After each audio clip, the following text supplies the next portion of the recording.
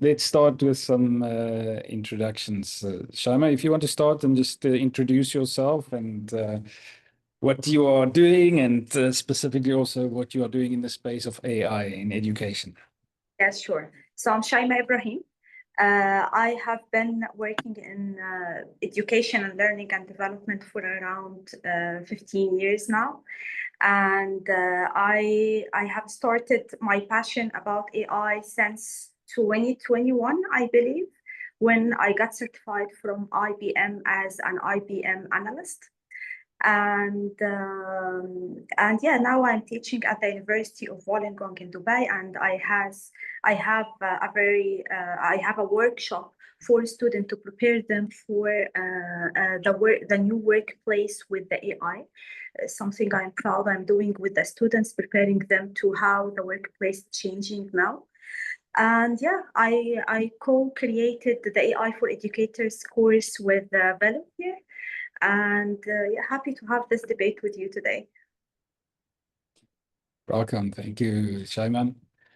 My name is Willem Maritz. I'm the founder and CEO of Studium Alliance.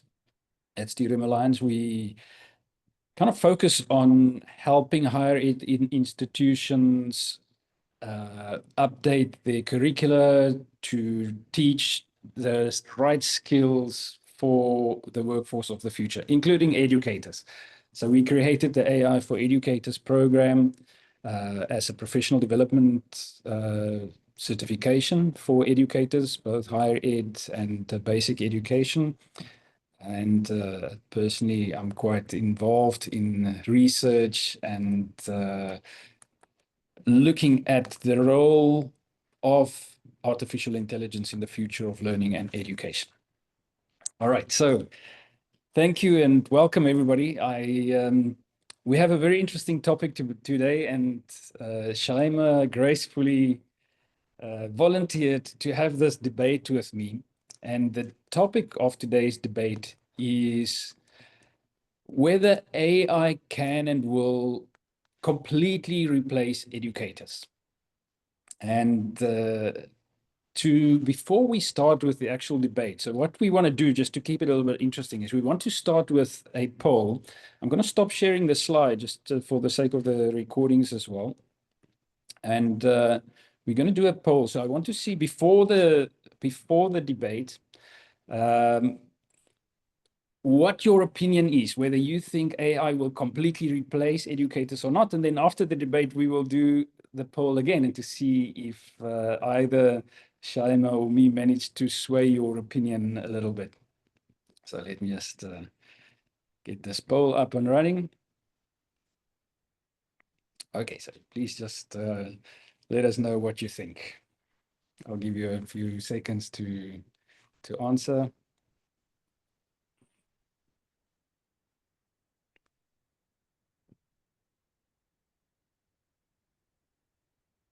Oh, okay. You have one supporter so far, Shaimaa. It's a very bad situation for myself, no? You come off a low base. Yeah. But I'm sure you are going to at least convince a few people today. Let's see. So thank you.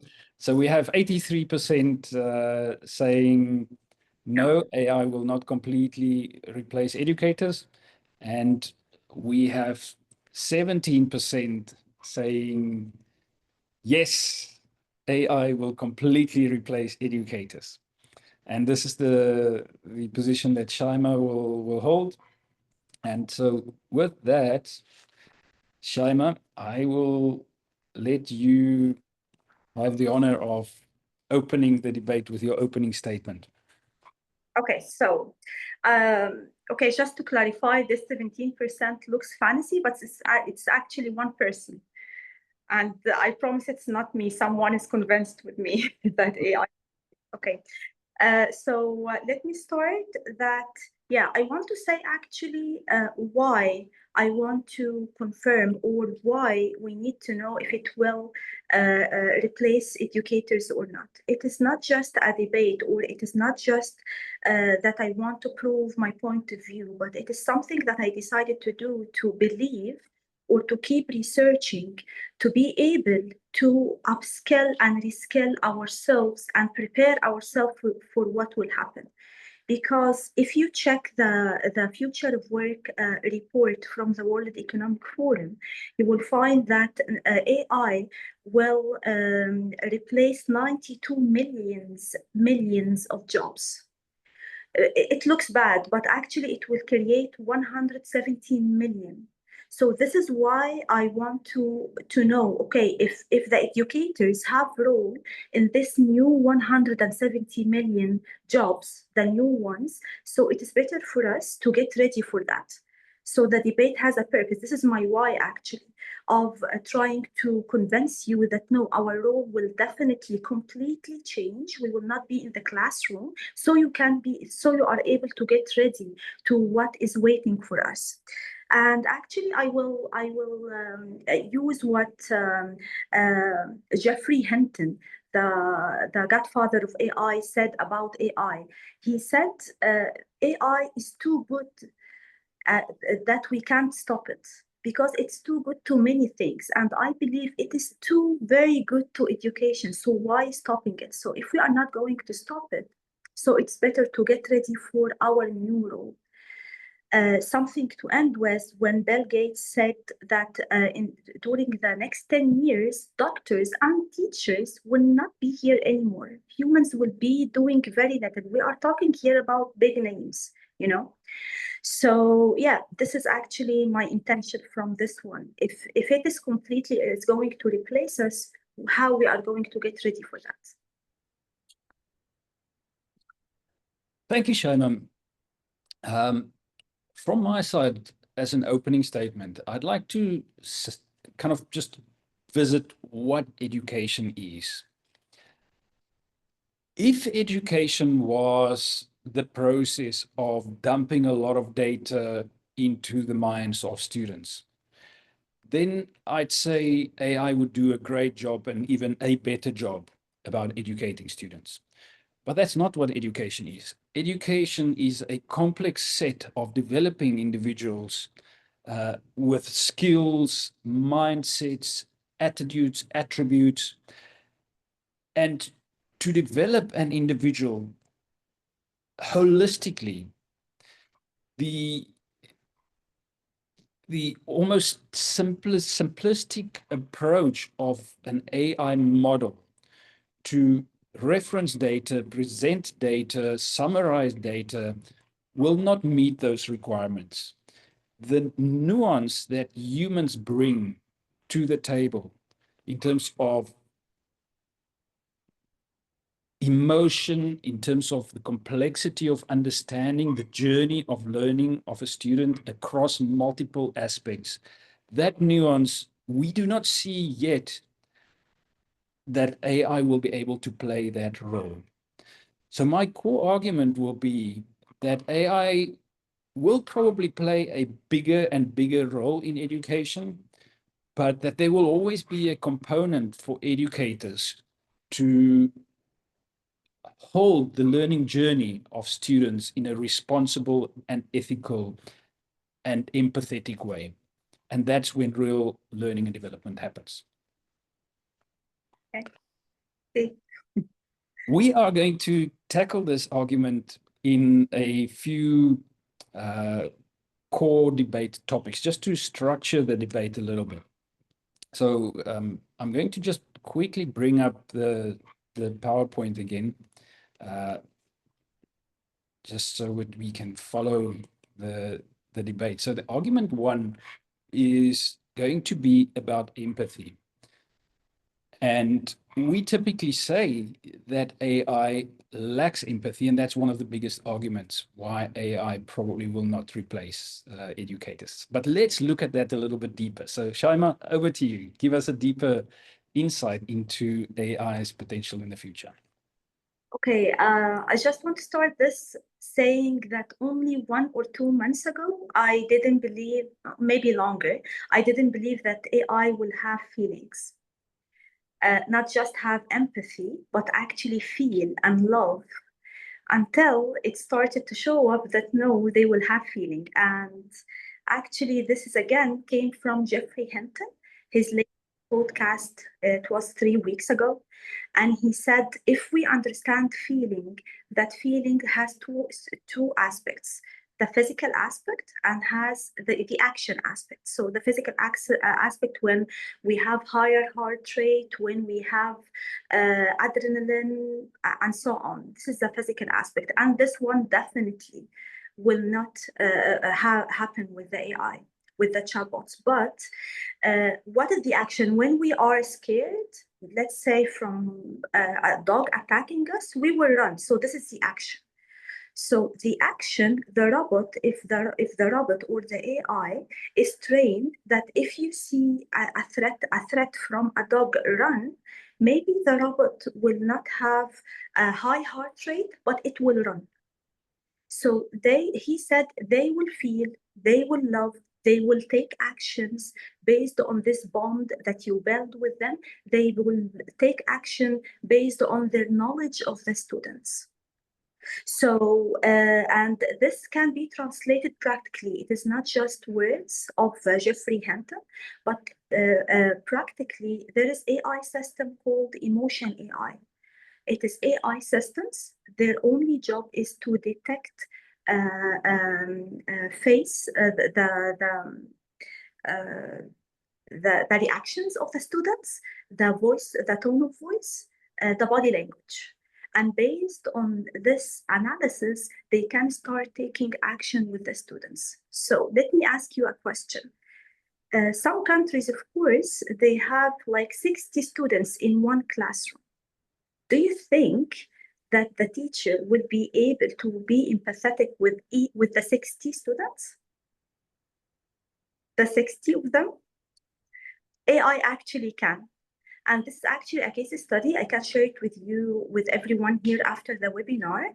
One of the companies that have this AI emotion systems, they have this case study where one of these systems was in the class detecting the emotions of the students, and the teacher was actually using an activity of an open-ended question. And then the result was, the analysis was amazing. The AI was saying how the students are more engaged, are more joyful because of the debate and brainstorming. And if you can see the picture of the AI on the dashboard, and many students with their faces, small faces, and it keeps detecting everything.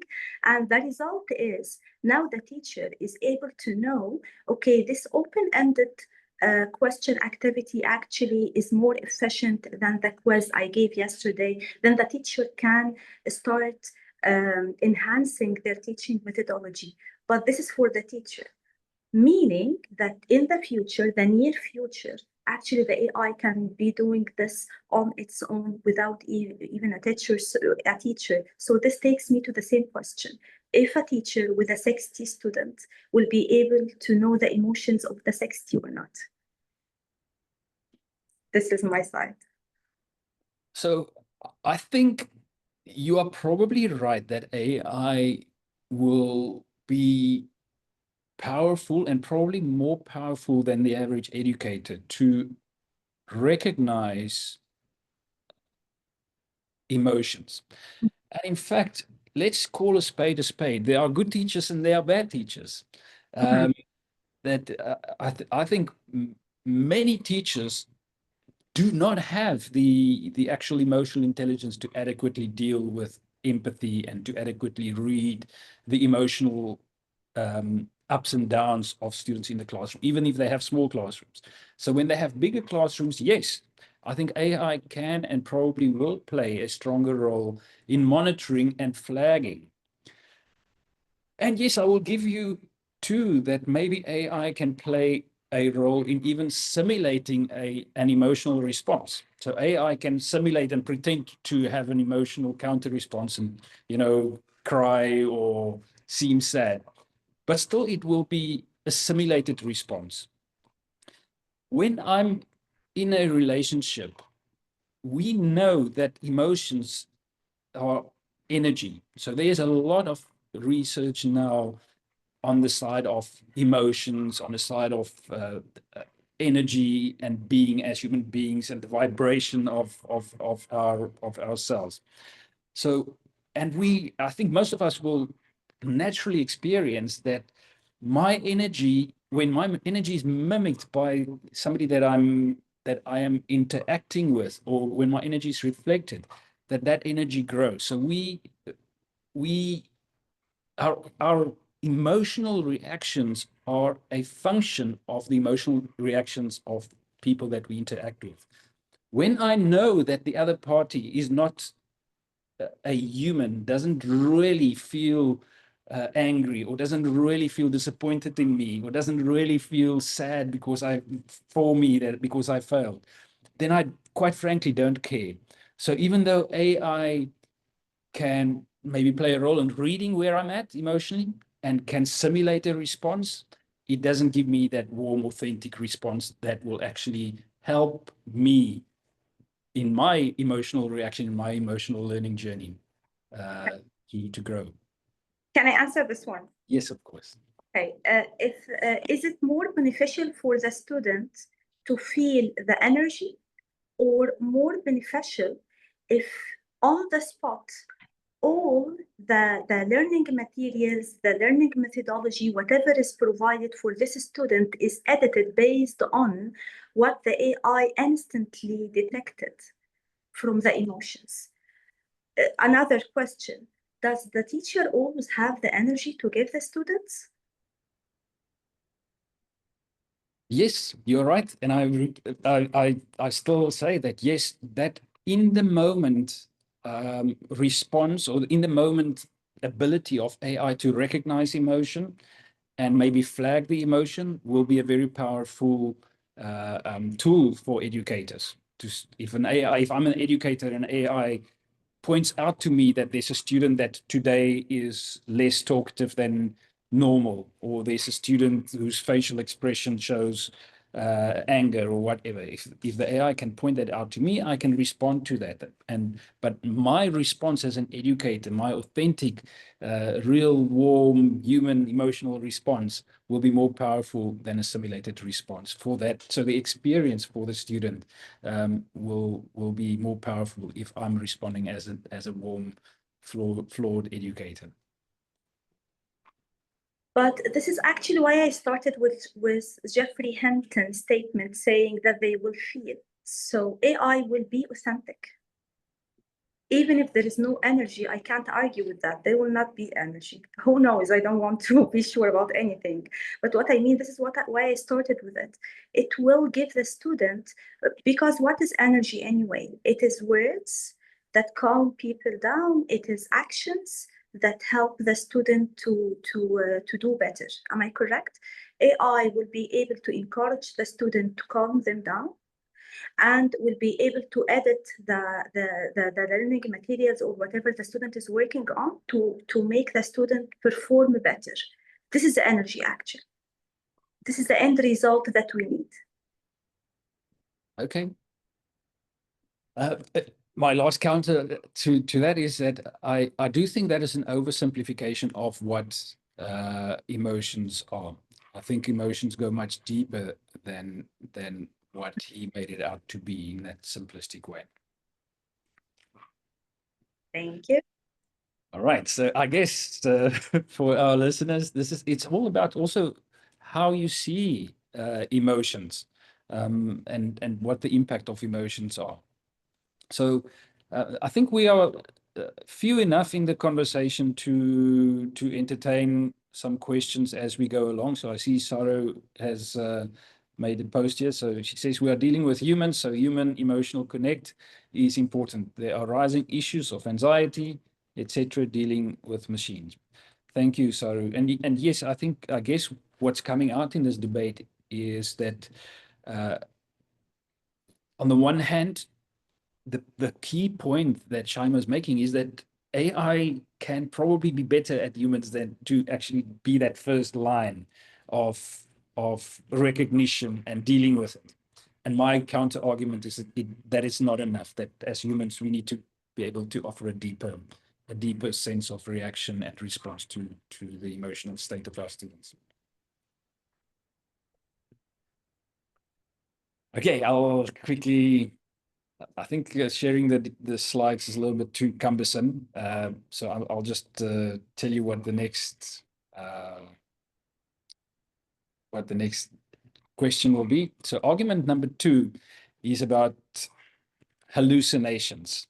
Shaimaa, I'll let you introduce your argument there as well. Go ahead.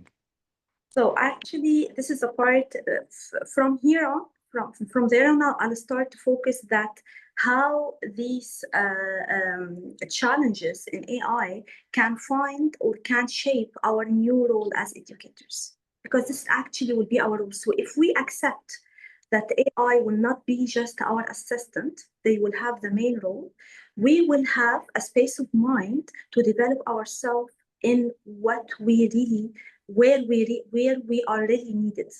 Okay, so hallucination. Okay, so hallucination actually it is not a part of AI. It's not the nature of AI. AI in the end, it's a machine that we created. So anything that we can develop, anything that we can edit, anything we can improve, and we all witnessed how it improved the last 2 years. But instead of talking too much technically, I will mention just one thing about this, that there are new systems called retrieval augmented wait. Yeah, retriever augmented generation. Simply, the role of these systems is instead of the AI answering you based on its memory, it will answer you based on some facts and references that they research. So this kills the idea of hallucination. This is number one. I have a system. So before AI answers me, it does its search. It gets its own references and answers you based on this. This is number one. So it is just something that we are developing. It's not a big deal. The other thing, and this is actually my point of view, that AI education will not be ChatGPT or AI that has knowledge about everything and everything. It will be AI agent. Quickly, if anyone doesn't know what's AI agent, it's just like a chatbot that you train on a specific topic to serve you on customer service, serving your customer, or dealing with this specific student and so on. So an AI agents in school, I believe they will be trained only on the school curriculum. They will be trained only on the school rules, on the school, everything related to this school. So the possibility of already it to hallucinate is not like ChatGPT or Gemini or any general AI chatbot. And again, I'm happy that there is hallucination, because I believe, and I will end by the end of the session, I will say this will be a huge part of educators. Our new role will not be in the class, will be observing, auditing, making sure what the AI, what the machine are talking or telling our students. Thank you, Shaimaa. Your argument that AI will improve all the time and reduce hallucinations is definitely a strong argument. And I do believe that if you think about it, on the one hand, AI is smarter than a human already, and that the likelihood of AI saying something inaccurate is probably less than relying on the average educator or even a brilliant educator. So I give you that. There is another big risk, though, that comes around hallucination, and that is the trust factor. A study by Stanford with law students has already shown that on the one hand, while there's more hallucinations in a law study than, or the AI tutor has hallucinated more than the educator, the response from students was that was kind of shock and so on. But when they polled students, they realized that when students interact with a human teacher, they expect inaccuracy and they expect bias.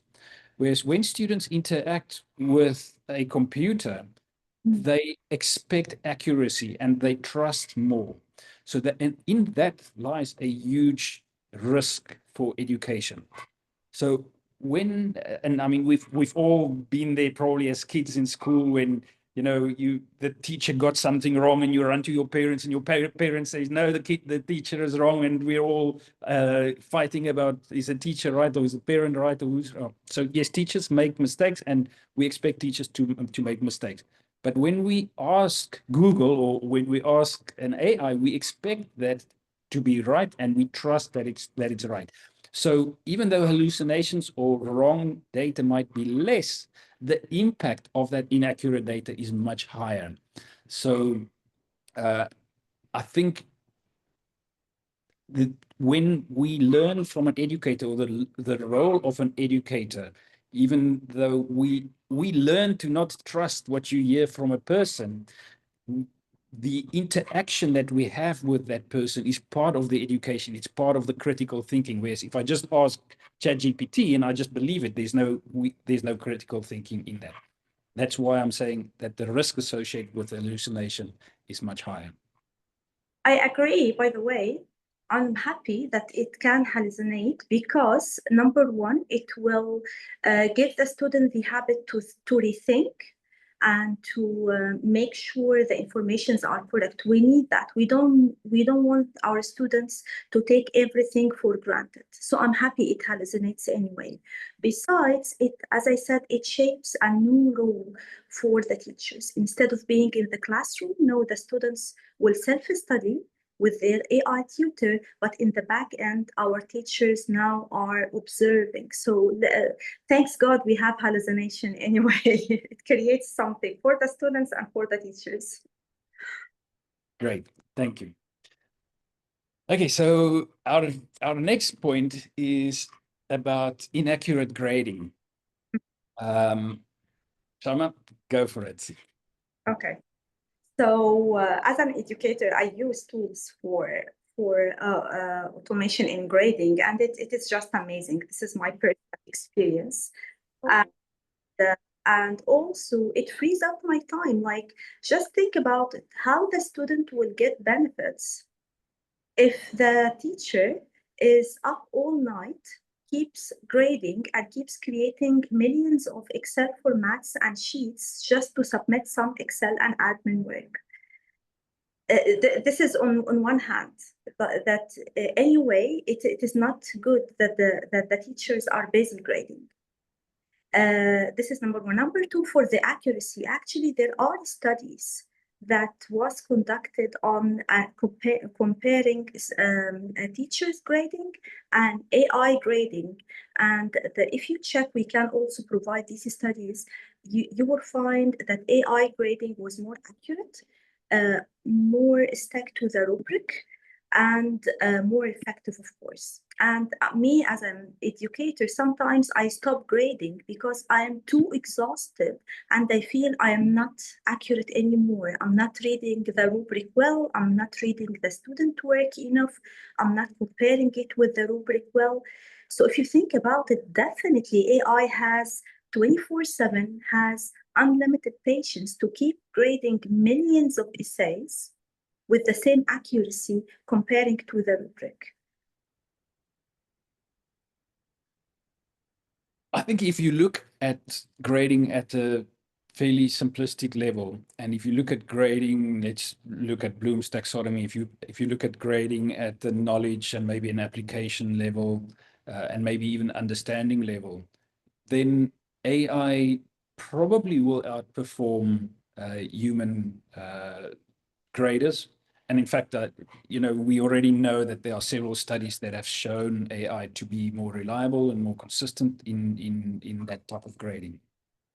But when you take the grading one level up, when you want to assess a student for a deeper level of synthesis of information, application in context, then at least for now, AI falls significantly short. And I'll come back to the at least for now component. A Gothenburg study very recently in 2025 showed when they were assessing master students at, or assessing essays for master students, which typically assesses a higher level of synthesis of information.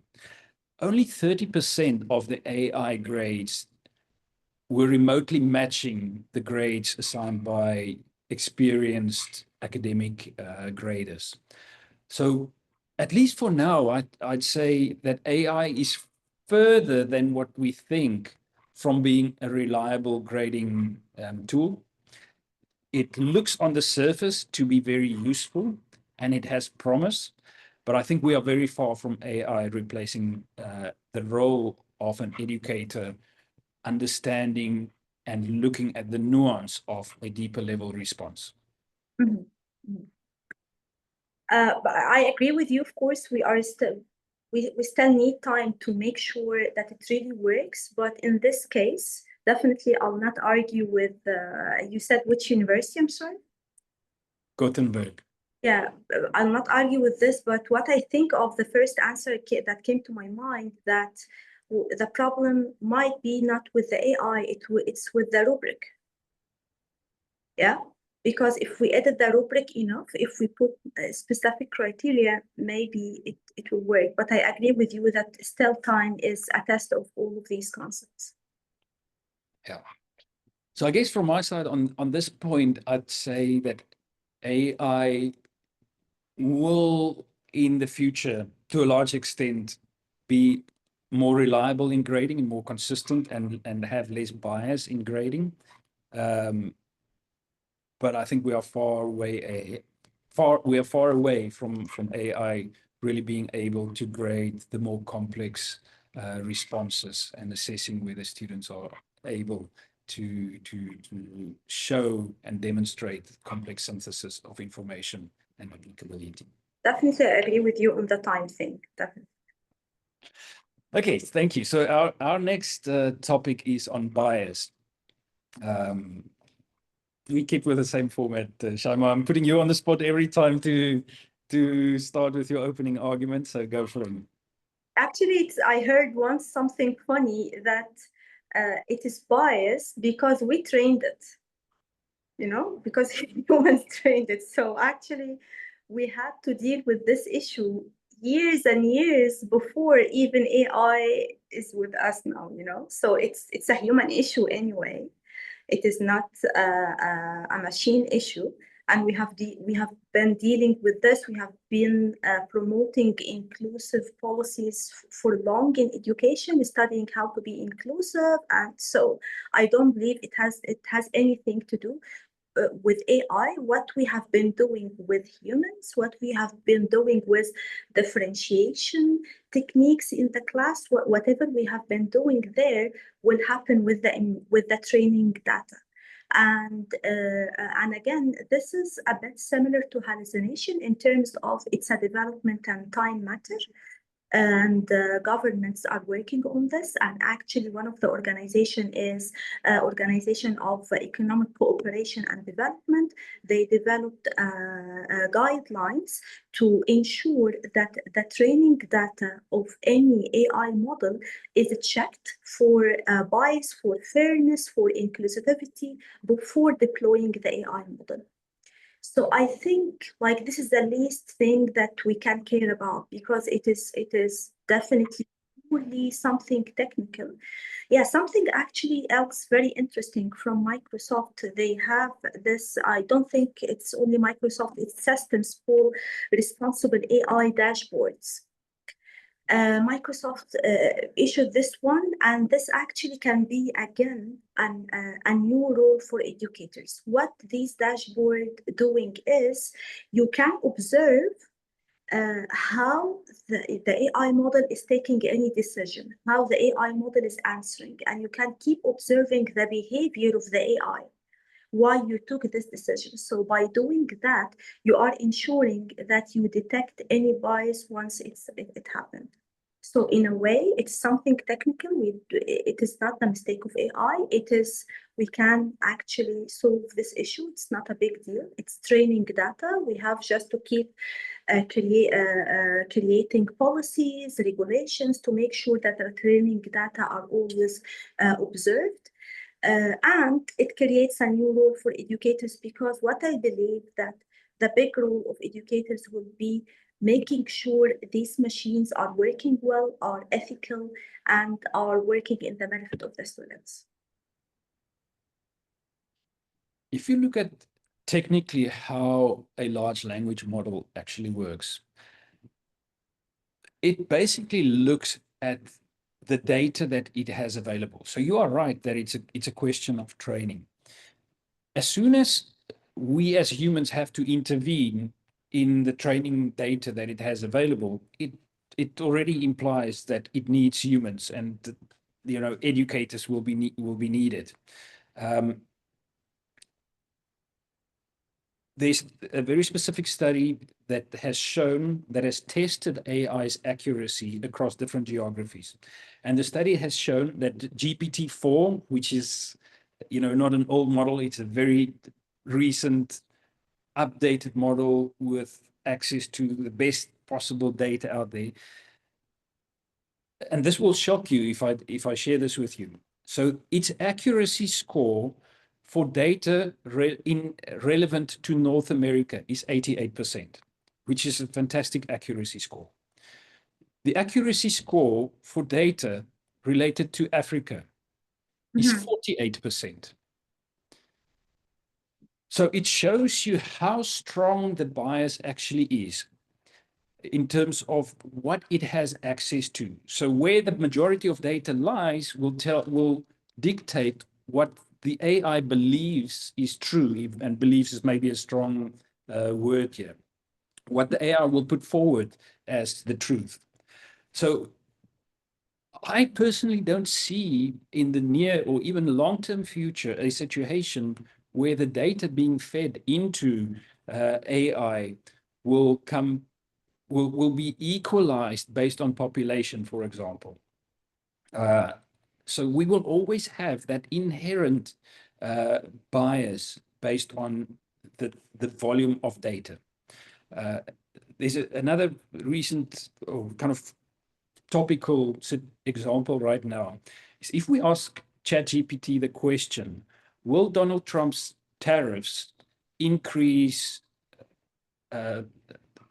inflation or not? This is a big debate. If you go and look at the data that the AI models have access to in terms of economic models, in terms of data from economists and financial experts, the bulk of that data says, yes, it will have a negative impact on inflation. So AI will definitely tell you that Donald Trump's tariffs will increase inflation. But why is it then that there are very strong opinions now, alternative opinions, whether they're right or wrong, I don't know, that says actually no. The way the tariffs are implemented and the broader political context of these tariffs might not have that inflationary impact that economists predict. We will see who is right or wrong. But the point is that AI will always provide the data from the majority view and does not have the ability to self-correct and self-check its accuracy, whereas humans have the ability to self-check, and we can check our own biases, we can change our opinion even with one piece of data. One piece of data can change my opinion, whereas AI will only change its opinion or what it puts forward based on the mass of data. And the mass data we already know is not necessarily always correct. I agree with you if AI for education will depend on a mass of data modules like ChatGPT, but this is not how AI in education will work. We will not use ChatGPT at all. We will use models that are trained on our data, that are trained with whatever we want to tell them. So we keep saying that AI in education is a ChatGPT. Definitely, you might be correct, not on the long term, but you might be correct. But when we talk about AI agent, the first thing that you do with AI agent, that you exclude all its knowledge, all the knowledge it has, and you keep only the knowledge that you need.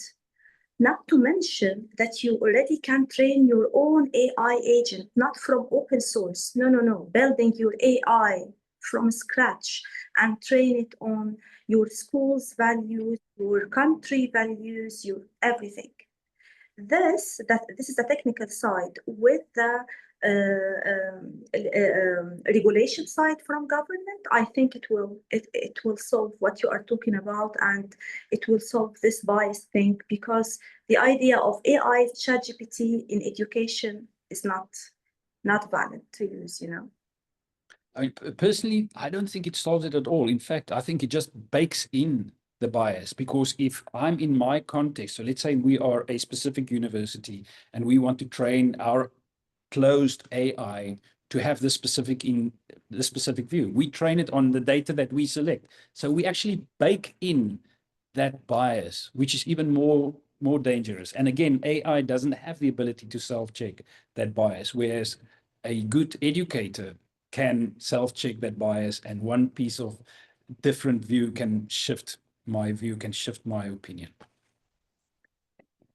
But still, I think an educator in one school or in one country will not teach the student based on the global culture. Still, there will be bias based on where are you learning, you know. So this is something that we can't solve even with human. You will not find an educator that is aware of every culture and every way of learning and every information. Same for AI models. Okay, great. Okay, our last point is the point that we've heard a lot, and that is that AI is dumbing down our students, that over-reliance on AI dumbs us down. Yeah. So actually, there is something, I'm not sure if it is that related or not, but it might be if you think of it like I do. When I was really, really young in our country, it was shame if you get a private tutor. I'm talking about humans now, of course. It was shame, like she has a private tutor, like she is stupid, maybe. It was shame. Yes. It raised the questions about if you are a good student or not, if you are smart enough or not, and all of that. So I believe, why I see this related, because I believe that being smart or being committed or being a good student or to have critical thinking, all of this is based on the student. And we will always deal with the students who are not committed even before AI. We will always deal with the students who don't want to think and who just want to take the test and pass the test without thinking, without critical thinking. We have dealt with this even before AI.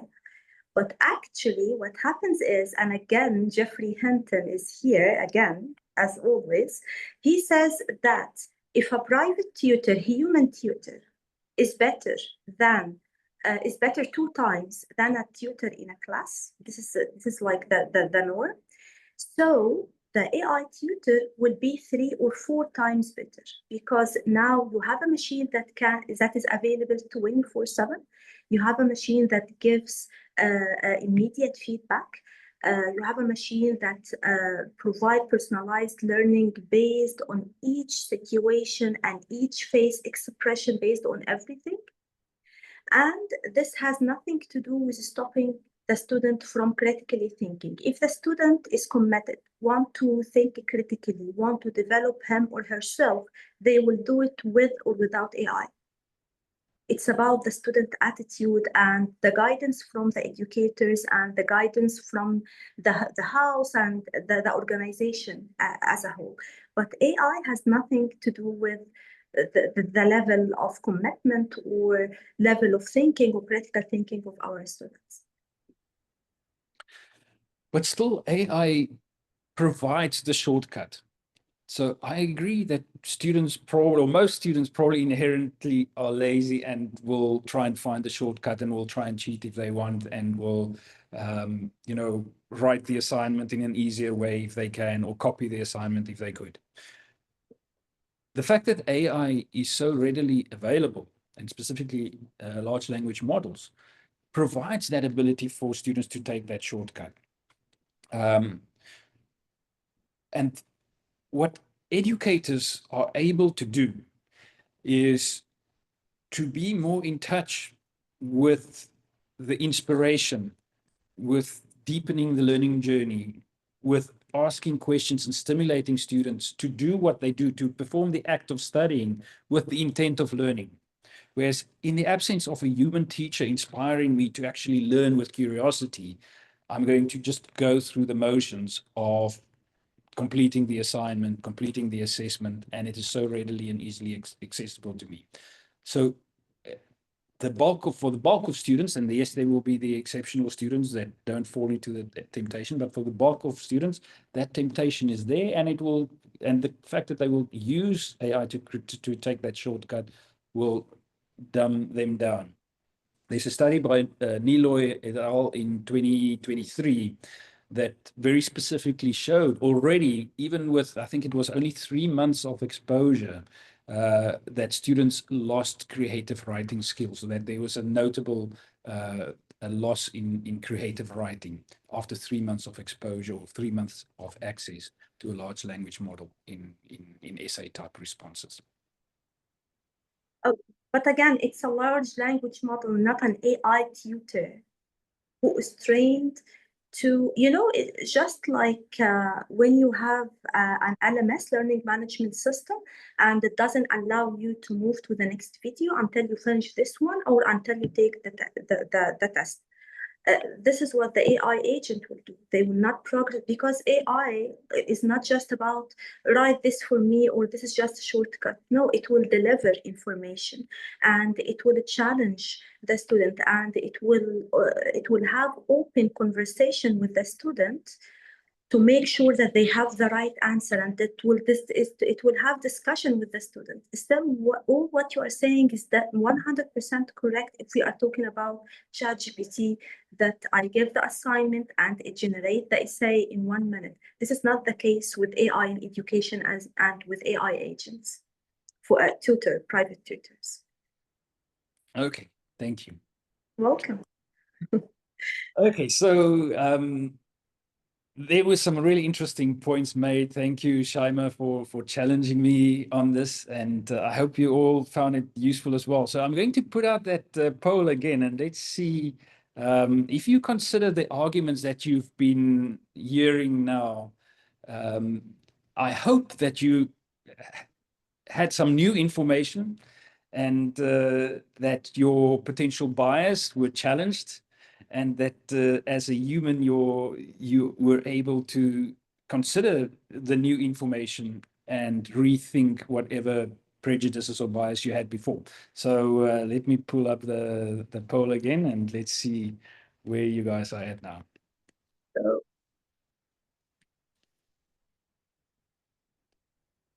this is really interesting.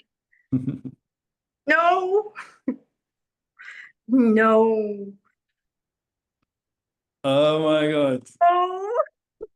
Shaimaa, you won people over. You won. Only one person. No, but this is the point. So I lost people supporting my argument, and you won people supporting your argument. So you are the victor. Well done.